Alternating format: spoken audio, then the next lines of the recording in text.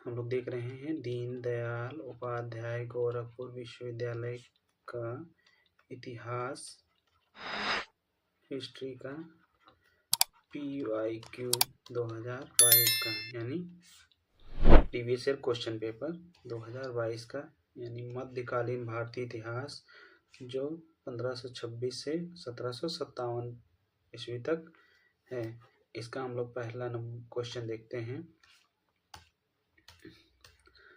पहला क्वेश्चन पूछा है कि अकबर राज सिंहासन किस वर्ष प्राप्त किया। क्वेश्चन का आंसर हो जाएगा ए यानी 1526 में। ठीक है, और एक अकबर से महत्वपूर्ण कुछ और भी तथ्य हैं, उनको हम लोग देख लेते हैं। जिसमें 1542 में अकबर का जन्म हुआ था। ठीक है, ये महत्वपूर्ण मतलब तिथियां हैं, इनको नोट कर लीजिए ईयर। फिर 1556 में क्या हुआ था, ये इसका राज तिलक या राज सिंहासन प्राप्त हुआ इसको। 1561 में इसने क्या 1562 में इसने क्या किया था कि इसने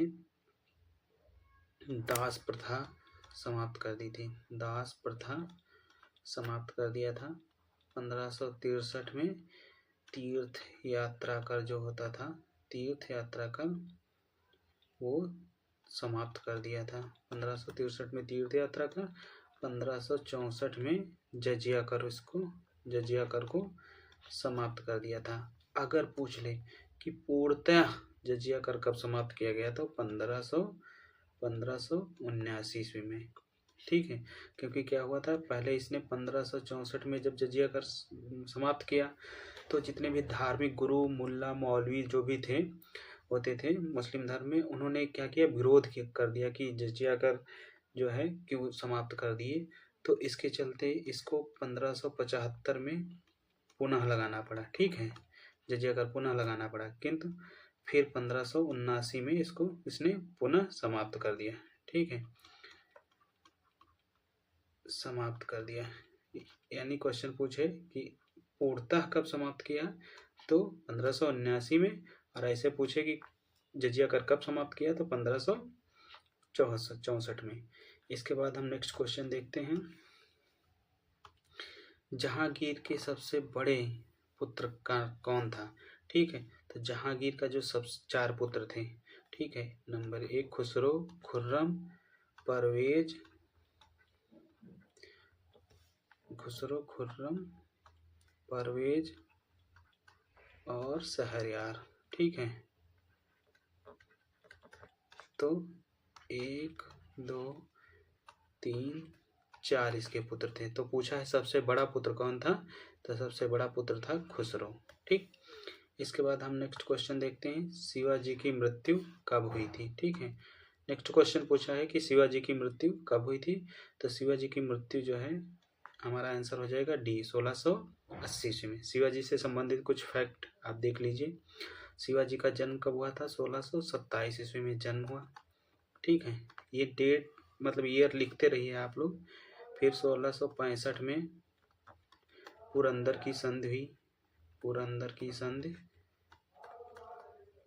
इसके बाद 1674 में शिवाजी का राज तिलक हुआ, राज तिलक हुआ। ठीक है, और 1680 में इनकी मृत्यु हो गई। ठीक है, तो क्या पूछा है, मृत्यु कब हुई, पूछा मृत्यु कब हुई थी, तो 1680 ईस्वी में मृत्यु हो गई थी। और शिवाजी ने अष्टप्रधान मंत्रिपरिषद लागू की थी। ठीक है, अष्टप्रधान मंत्रिपरिषद लागू की थी। इसके नेक्स्ट क्वेश्चन पे हम चलते हैं कि शाहजहां किस शहर में पैदा हुआ था। ठीक है, तो शाहजहां किस शहर में पैदा हुआ था, लाहौर में। और अगर पूछे अकबर किस शहर में पैदा हुआ था, अकबर किस शहर में पैदा हुआ तो सिंध जो था, सिंध के एक जो राजा थे, एक जगह थी अमरकोट, अमरकोट के राजा वीरसाल के महल में। ठीक है, ये हिंदू राजा थे। 1542 में किसका जन्म हुआ था, अकबर का। और पूछा है शाहजहां का जन्म कहाँ हुआ था? तो लाहौर में। नेक्स्ट देखते हैं, शाहजहां के पितामह कौन थे? शाहजहां के पितामह कौन थे? तो पितामह मतलब होता है दादाजी या बाबा जी, ठीक है, ग्रैंडफादर। तो हम लोग देखते हैं, देखिए पूछा है शाहजहां के पितामह कौन थे? तो शाहजहां के पिता कौन थे? जहांगीर शाहजहां का पिता था, ठीक है। और जहांगीर के पिता कौन थे? अकबर, ठीक है। अकबर का पिता कौन था? हुमायूं। हुमायूं का पिता कौन था? बाबर, ठीक। तो पूछा है शाहजहां के पितामह कौन थे, यानी पिता के पिता, तो कौन हुआ? अकबर हो गया। आंसर हमारा क्या हो जाएगा? अकबर, ठीक है। अब देखिए, बाबर का पुत्र का क्या नाम था? हुमायूं। हुमायूं के पुत्र का क्या नाम था? अकबर। अकबर के पुत्र का क्या नाम था? जहांगीर। जहांगीर के पुत्र का क्या नाम था? और शाहजहां। शाहजहां के पुत्र का क्या नाम था? औरंगजेब, ठीक। तो इस प्रकार ये पूरे मुगल काल में आते हैं। फिर जब उत्तर मुगल काल आएगा तो औरंगजेब के बाद में 1707 से 1857 तक उत्तर मुगल काल माना जाता है। इसके बाद नेक्स्ट क्वेश्चन पर देखते, तो हम इसका हम लोग का आंसर क्या हो गया कि इसके पितामह कौन थे? शाहजहां के पितामह कौन थे? तो अकबर हो गया आंसर।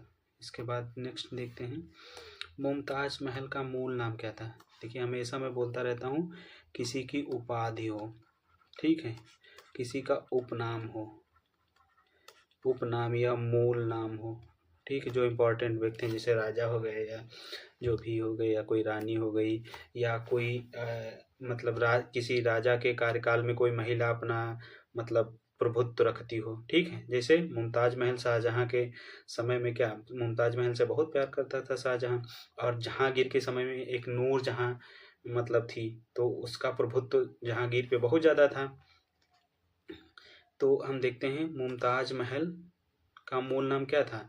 तो अर्जुमंद बानो बेगम था। ये अर्जुन नंद बानो बेगम, ये गलत लिखा है, इसका पूर्ण सही नाम है अर्जुमंद बानो बेगम, ठीक है, बेगम हो गया। तो इसका किसका मूल नाम है? ये मुमताज महल का मूल नाम है, ठीक। और अगर पूछे कि नूर जहां का मूल नाम क्या है? नूर जहां जो जहांगीर की पत्नी थी, तो नूर जहां का मूल नाम क्या है? तो मेहरुन्निसा, यानी मेहरुन्निसा, ठीक है। तो मेहरुन्निसा किसका नाम मूल नाम था? नूर जहां का। और अगर जैसे मुमताज महल पूछा है, तो मुमताज महल का मूल नाम अर्जुमंद बानो बेगम था। इसके बाद नेक्स्ट में चलते हैं कि औरंगजेब किस वर्ष राज सिंहासन प्राप्त हुआ, ठीक है, प्राप्त कर सका? देखिए ऊपर पूछा था अकबर का, अब यहाँ पूछ लिया औरंगजेब का। तो यानी इससे क्या हमको मतलब सीखने को मिलता है कि कोई राजा अगर राज सिंहासन पे बैठ रहा है, वो डेट इम्पॉर्टेंट हो जाती है। तो हम सारी जितने भी मुगल राजा हैं उनकी डेट देख लेते हैं। तो बाबर ने क्या किया था? मुगल राजवंश की स्थापना की थी, ठीक है। तो बाबर कब? 1526 पानीपत के युद्ध के बाद उसने मुगल साम्राज्य की नींव रखी। उसके बाद आता है हुमायूं। तो जब 1530 में हुमायूं की मृत्यु हो गई उसकी बाबर की, तो किसको राज सिंहासन मिला? हुमायूं को। तो यानी यहाँ पूछा है औरंगजेब को किस वर्ष राज सिंहासन पर मतलब राज सिंहासन मिला? तो यहाँ आंसर क्या हो जाएगा? 1658 में। अब हम इस सब के देख लेते हैं। बाबर कब बैठा? 1526 में। हुमायूं कब बैठा राज सिंहासन पे? राज सिंहासन कब प्राप्त हुआ? तो 1530 में। फिर इसके बाद अकबर आता है। अकबर कब बैठा? 1556 में। फिर उसके बाद आता है जहांगीर, अकबर का बेटा जो जहांगीर था। जहांगीर कब बैठा? 1605 में, ठीक है। फिर शाहजहां कब बैठा? शाहजहां बैठा 1627 में, 1627 में। फिर औरंगजेब कब बैठा? औरंगजेब बैठा 1658 में, 1658 में, 1658 में। तो इसमें क्वेश्चन क्या पूछा है कि औरंगजेब किस वर्ष राज सिंहासन प्राप्त कर सका, ठीक है। तो कब? 1658 यानी डी आंसर हो गया। ठीक है, ये पूछ लिया औरंगजेब का तो 1658 हो गया। शाहजहां का पूछ ले तो 1627 हो गया। जहांगीर का पूछ ले 1605 हो गया। बाबर का पूरा नाम क्या था? तो जहीरुद्दीन मोहम्मद बाबर था। जहीरुद्दीन मोहम्मद बाबर था। बाबर का पूरा नाम क्या था? जहीरुद्दीन मोहम्मद बाबर। और देखिए बाबर का पूरा नाम जहीरुद्दीन। ठीक है, और हुमायूं का पूरा नाम, हुमायूं का नाम नासिरुद्दीन मोहम्मद हुमायूं। मोहम्मद सब में लगेगा। ठीक है, मोहम्मद हुमायूं। और इसके बाद अकबर का, अकबर आता है तो अकबर जलालुद्दीन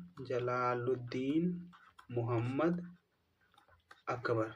ठीक है, अकबर। इसके बाद आता है जहांगीर। जहांगीर का मूल नाम क्या था? जहांगीर का मूल नाम या पूरा नाम सलीम था। ठीक है, सलीम। और सलीम इसका मूल नाम था नूरुद्दीन मोहम्मद जहांगीर नाम था। नूरुद्दीन मोहम्मद जहांगीर। ठीक है, और शाहजहां का नाम था, मूल नाम शाहजहां। शाहजहां का मूल नाम था खुर्रम। ठीक है, खुर्रम। इस प्रकार से ये पूरे आप देख लीजिए और इसको नोट डाउन कर लीजिए। या इसी वीडियो को आप 3-4 बार लगातार देखिए, खुद ही याद हो जाएगा, याद करने की ज़रूरत ही नहीं पड़ेगी।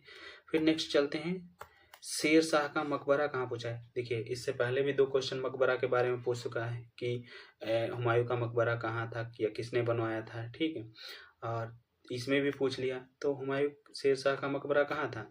शेर शाह का मकबरा था सासाराम, बिहार, जो बिहार में पड़ता है। ठीक है, बिहार में। तो हुमायूं का मकबरा कहाँ था? शेर शाह का मकबरा कहाँ था? सासाराम, बिहार में। दिल्ली में किसका था? हुमायूं का, हुमायूं का। ठीक है, इसके बाद नेक्स्ट क्वेश्चन देखते हैं, शिवाजी की राजधानी। देखिए शिवाजी का जन्म पूछ लिया, मृत्यु पूछ लिया। ठीक है, अब राजधानी पूछ लिया। राजधानी क्या थी? रायगढ़ में। यहीं पे 1674 में क्या किया था? राज तिलक अपना किया था। ठीक, तो कब? 1674 में। कहाँ? रायगढ़। इसी को क्या बनाया था? राजधानी बनाया था। नेक्स्ट क्वेश्चन चलते हैं। देखिए शिवाजी से कितने क्वेश्चन पूछ रहा है, लगातार पूछ रहा है। शिवाजी की मंत्री परिषद में प्रधान कहलाता था, तो प्रधान को क्या कहा जाता था? प्रधान परिषद जो पेशवा जो होता था वो प्रधान होता था, या प्रधानमंत्री कह सकते हैं या वजीर कह सकते हैं। ठीक है, जो मंत्र परिषद होती थी उसका जो हेड होता था वो कौन होता था? पेशवा। ठीक, नेक्स्ट क्वेश्चन चलते हैं, नूरजहां का वास्तविक नाम। देखो पहले पूछा था मुमताज महल का पूरा नाम, वास्तविक नाम मुमताज महल का, तो मुमताज महल का वास्तविक नाम पूछा था इसमें, और इसमें पूछ लिया नूरजहां का वास्तविक नाम। नूरजहां का वास्तविक नाम क्या था? मेहरुन्निसा। ठीक है, जहां आरा क्या थी? रोशन, ये शाहजहां की पुत्री थी। जहां आरा कौन थी? ये शाहजहां की पुत्री थी। तो नूरजहां का पूरा नाम मेहरुन्निसा, और मुमताज महल का पूरा नाम अर्जुमंद बानो बेगम। अर्जुमंद बानो बेगम, ये नाम लिख लीजिए। ठीक है, देखिए 3-4 मुगल काल में 3-4 महिलाएं मतलब बहुत ज़्यादा इम्पोर्टेंट रोल रखती हैं, जिनके बारे में आपको जानना ज़रूरी है। जैसे हुमायूं की जो सिस्टर थी गुलबदन बेगम, गुलबदन बेगम, इसने क्या लिखा था? हुमायूं नामा।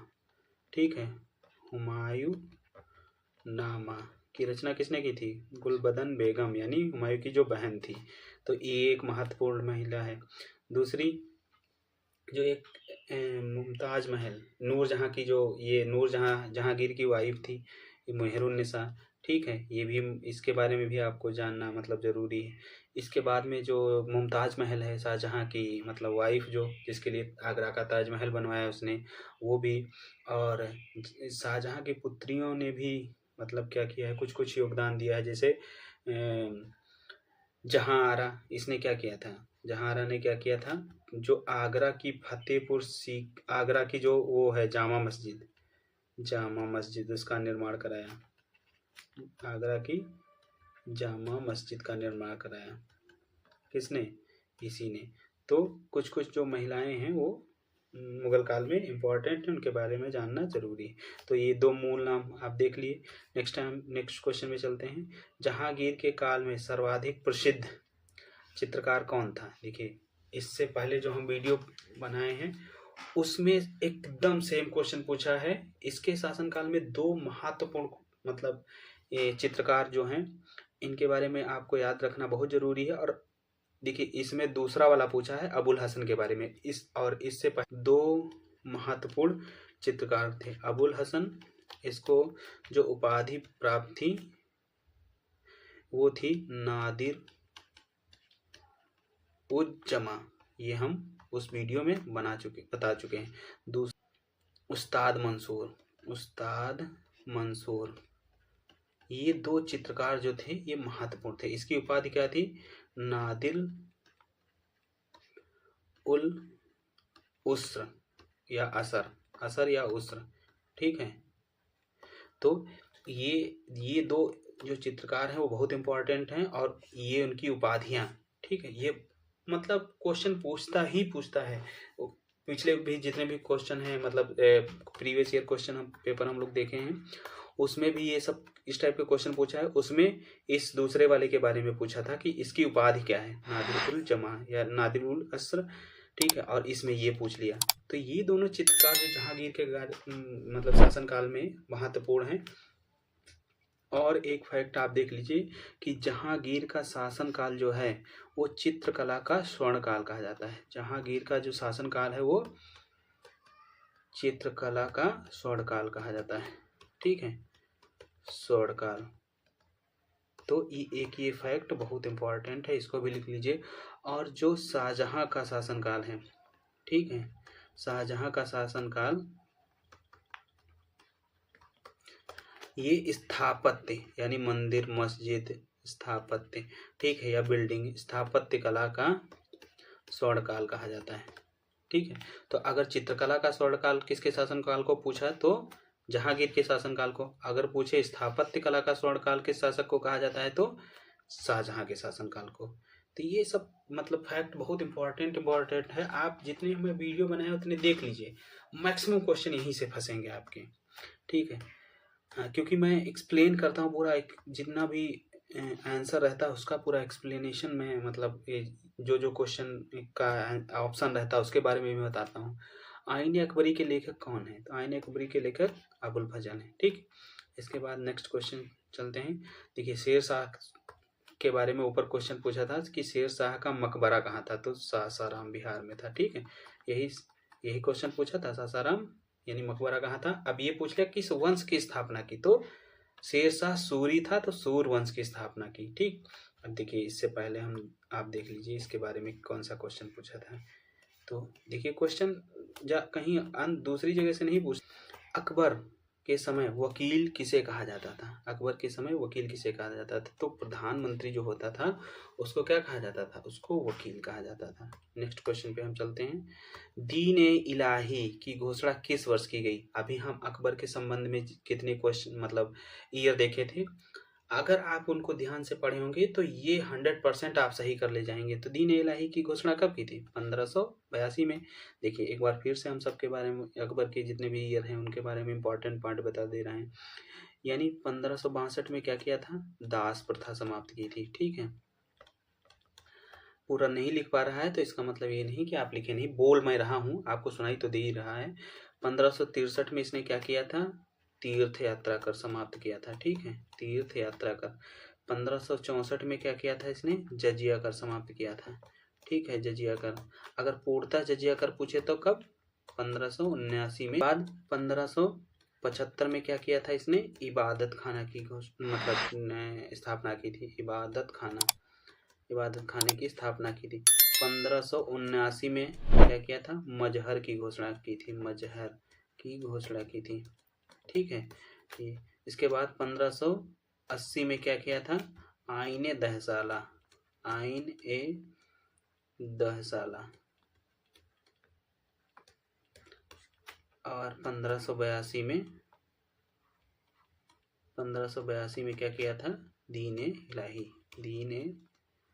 इलाही की घोषणा की। ठीक है, तो हमारा आंसर क्या हो जाएगा 1582, यानी सी नंबर हमारा आंसर हो जाएगा। ठीक, तो वो सब आप इम्पॉर्टेंट जितने भी क्वेश्चन हैं मतलब ईयर हैं, देखिए अकबर के बारे में हम अभी कितने क्वेश्चन पे पहुंचे हैं, 23 क्वेश्चन पे मात्र पहुंचे हैं। 23 क्वेश्चन में से कम 5 से 6 क्वेश्चन अकबर के बारे में पूछ लिया है, 5 से 6 क्वेश्चन। ठीक है, देखिए पूछ लिया कि अकबर किस वर्ष पैदा हुआ था, तो अकबर किस वर्ष पैदा हुआ था, बताए थे कि 1542 में। कहाँ, 15 अक्टूबर 1542 में।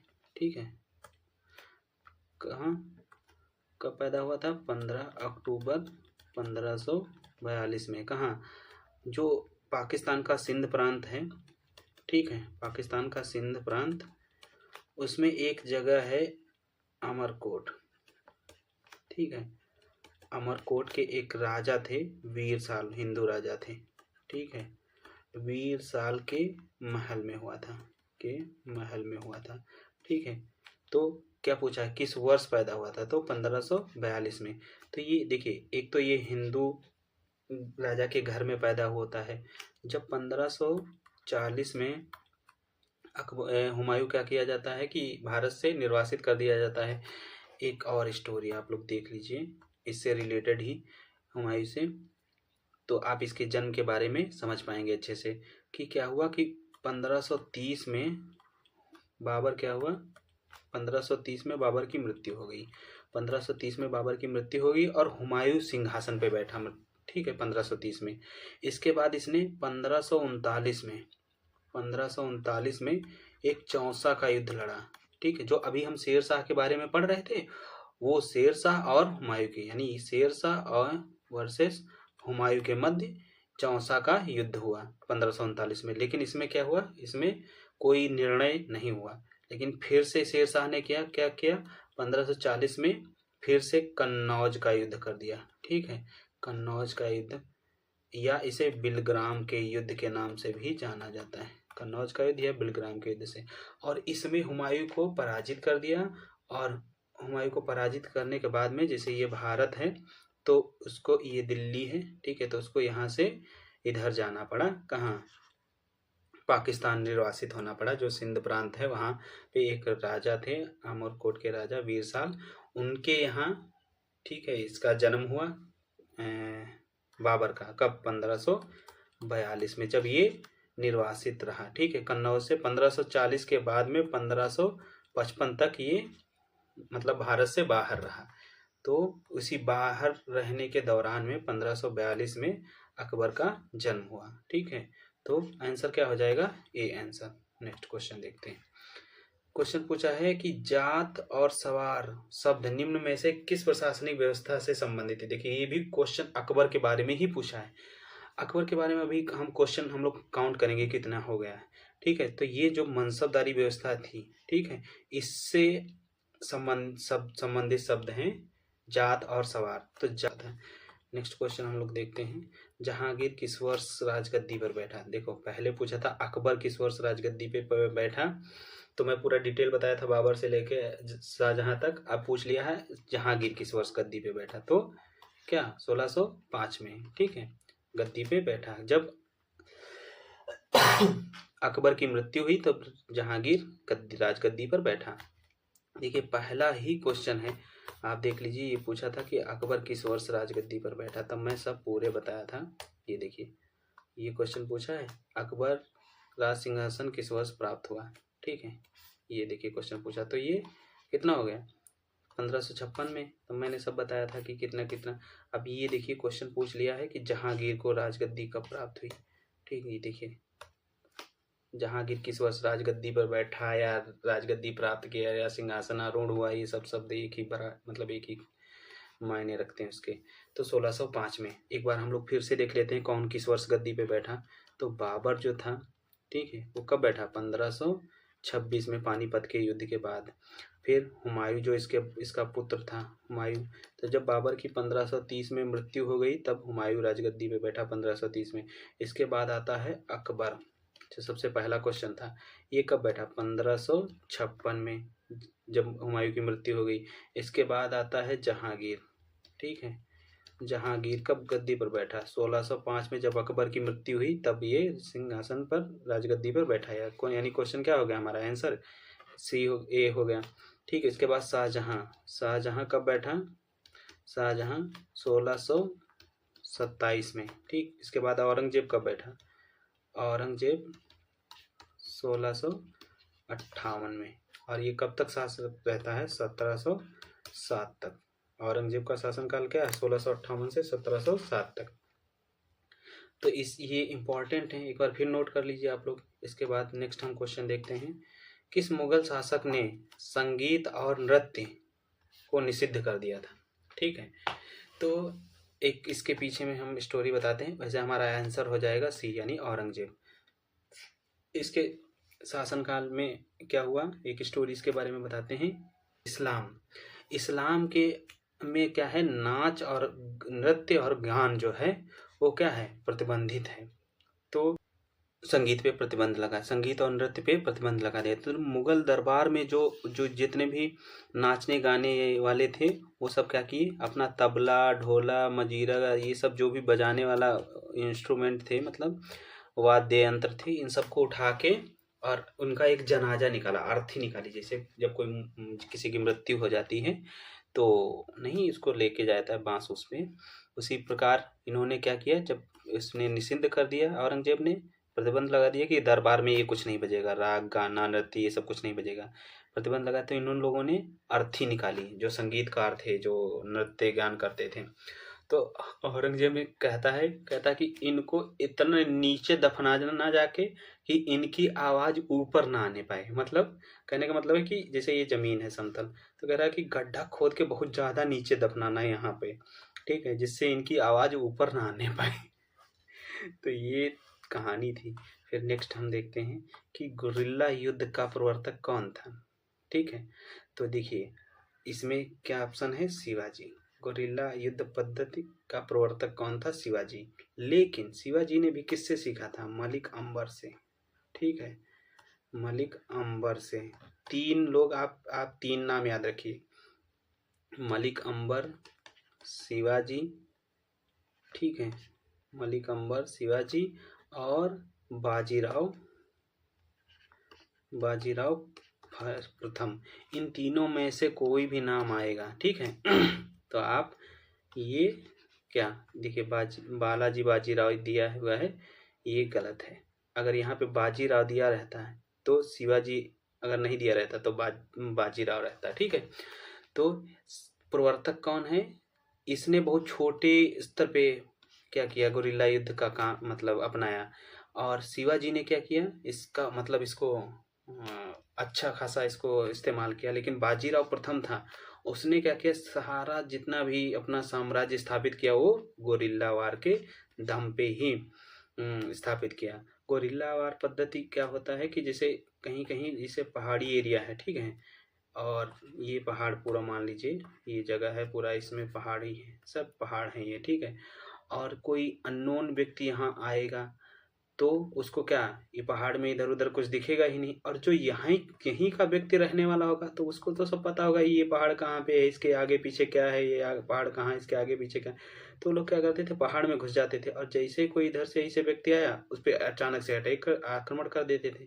तो इसको क्या कहते हैं, गोरिल्ला युद्ध पद्धति, ठीक है। और इसका प्रवर्तक कौन था, शिवाजी। ठीक, अगर पूछे कि सब बड़े स्तर पर, इसको बड़े स्तर पर किसने लागू किया, तो बाजीराव प्रथम, ठीक है, बाजीराव प्रथम।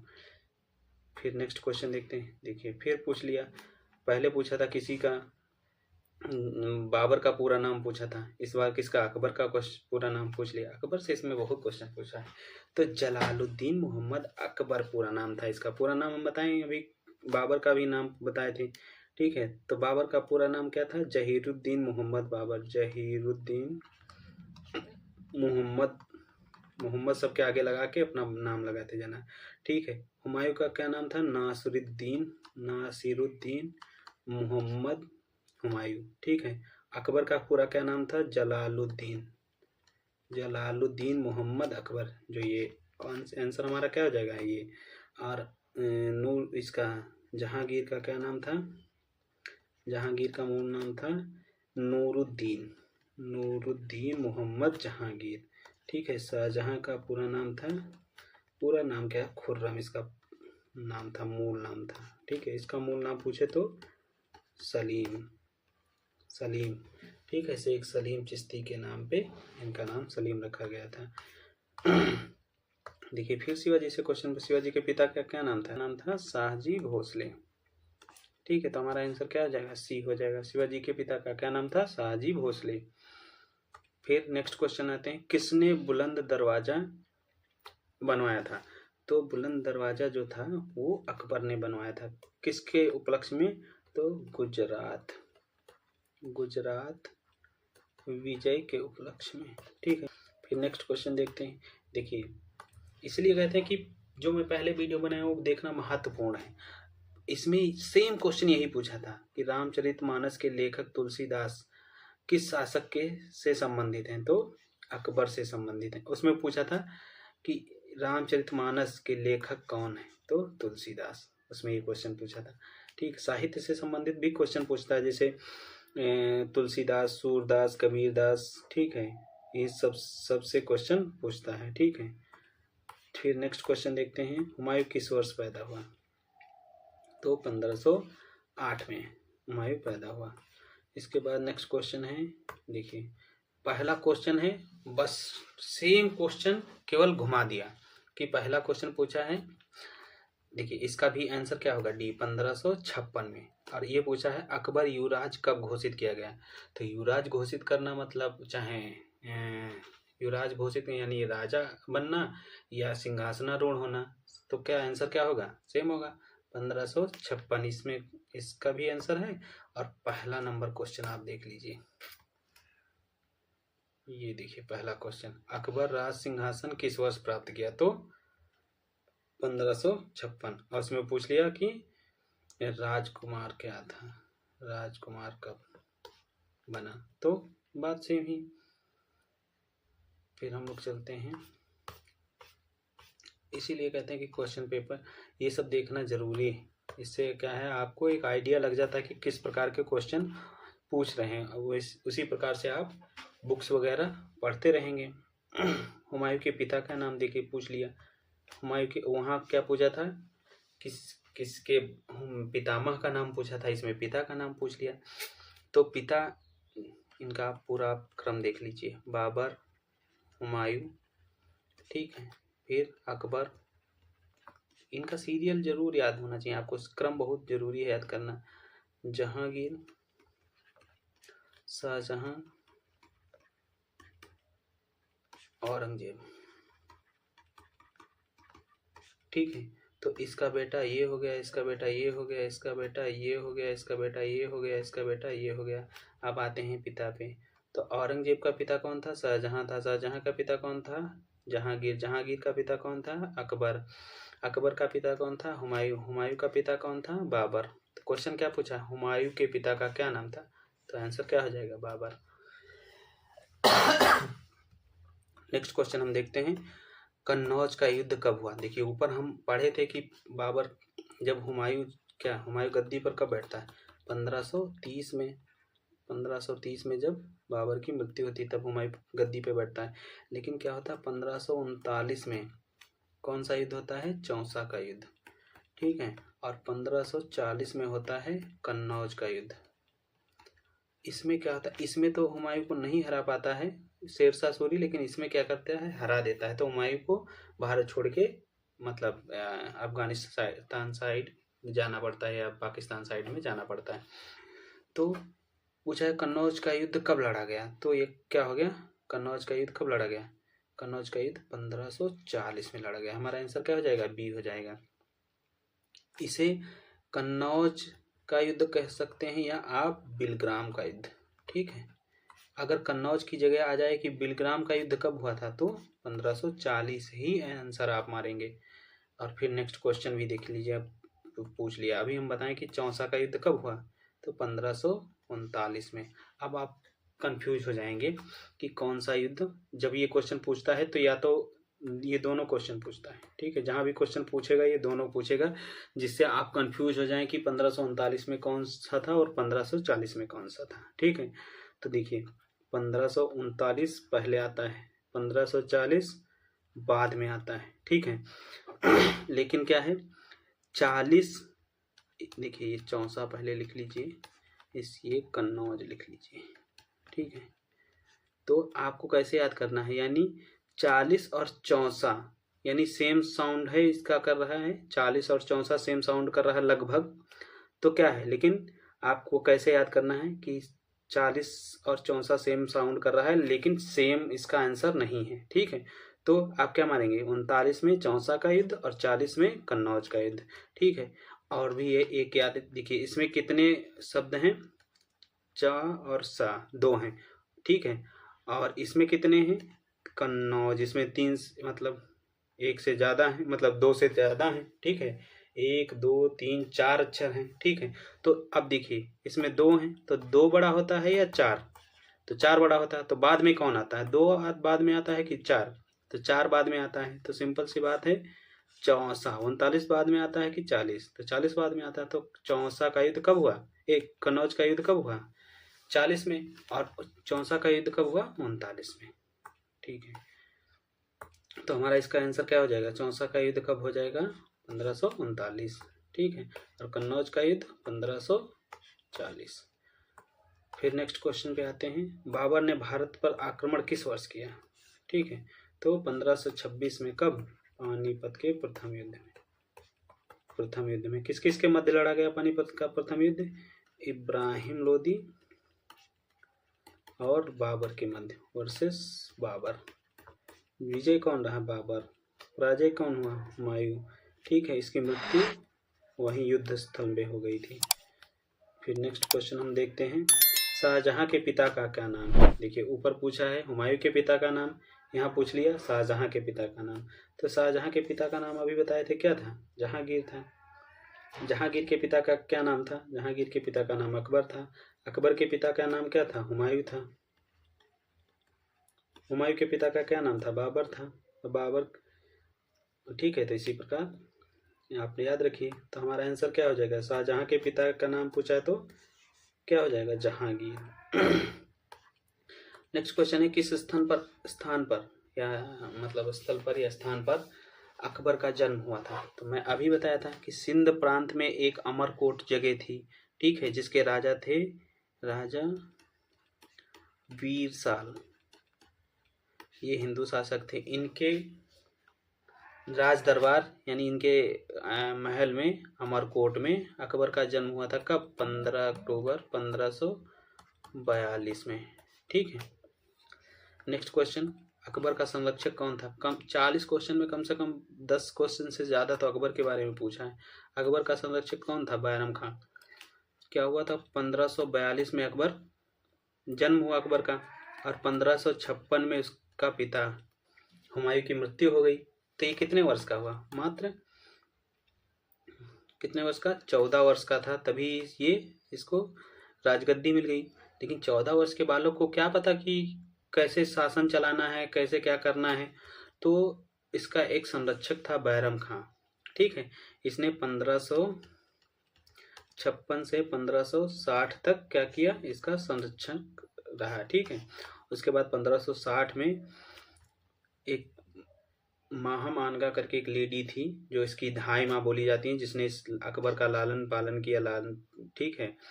तो उसके बहलाने फुसलाने पे, मतलब पढ़ा, मतलब जिसको कहते हैं कान भरने पे, क्या हुआ, अकबर ने बैरम खां को हटा दिया और कहा कि आप या तो मक्का चले जाइए, यानी यात्रा कर लीजिए, या फिर आप क्या कर लीजिए, आप किसी एक जगह की जागीरदारी ले लीजिए, ठीक है। तो इसने क्या किया, मक्का जाने के लिए चुना, लेकिन मक्का जाते समय गुजरात में ही इसकी मृत्यु कर दी जाती है 1560 में। तो यहाँ क्वेश्चन पूछा है अकबर का संरक्षक कौन था, तो अकबर का संरक्षक कौन था, बैरम खां, ठीक है। टोटल 40 क्वेश्चन ये इससे हो गए। अब ये मत देखिएगा कि ये पेपर पुराना है तो यहाँ से क्वेश्चन नहीं बनेगा। आप, मैं पीछे वीडियो बनाया हूँ 3, उसमें देखिए हर बार क्वेश्चन रिपीट किया है, और अकबर कुछ शासक मतलब आपके पेपर में इम्पॉर्टेंट है, उनको पढ़ना ही पढ़ना होगा आपको। और वैसे तो मैं वीडियो बना ही रहा हूँ, लगातार बनाता रहूँगा। आप इतने वीडियो ही देख लेंगे तो मतलब इनफ हो जाएगा, आप एक वीडियो कम से कम 3 बार 4 बार देखिए। बहुत ज़्यादा टाइम का वीडियो होता नहीं है, 20-22 मिनट का एक वीडियो होता है। और आप 1.5 मतलब 1.5 का स्पीड करके भी अगर आप देखेंगे, 1.5 स्पीड भी देखेंगे तो आपका कितने 10-12 मिनट में हो जा रहा है। तो मस्त आप 3-4 बार इसको देखिए।